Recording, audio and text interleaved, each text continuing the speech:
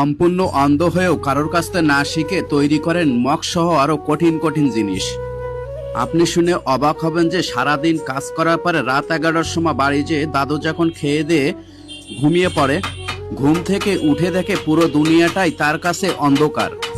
এই কাহিনীটি চমকে দিয়েছিল সে সময় সমস্ত গ্রামবাসীকে। বিশেষজ্ঞ ডাক্তাররা যখন জানায় যে দাদুর চোখে দৃষ্টি আর কোনোদিনও ফেরানো সম্ভব হবে না, এই কথা শুনে সদ্য বিবাহ করা স্ত্রী দাদুকে ছেড়ে চিরদিনের মতো চলে যায়। এই কথা জানার পরে দাদুর জীবনে চলে আসে আমাবস্যের অন্ধকার। কিন্তু কথায় আছে, আল্লাহর কাছে চাইলে আল্লাহ কখনো তার বান্দাকে নিরাশ করেন না। এরপর দাদু কোনো উস্তাদ ছাড়াই শুরু করেন নিজস্ব অভিজ্ঞতা দিয়ে এই কাজ। যদিও এই দাদুর জীবন কষ্টে যায়, তবু আল্লাহর প্রতি রয়েছে তার অগাধ আশা ও ভালোবাসা, কোনো আক্ষেপ নেই তার জীবনে। এর কিছুদিন পরে দাদুর এই অন্ধত্ব দেখেই একজন নারী দাদুকে বিয়ে করতে রাজি হয়। পরবর্তীতে তাদের বিবাহর পরে তাদের কোলজুড়ে আসে 2টি সন্তান।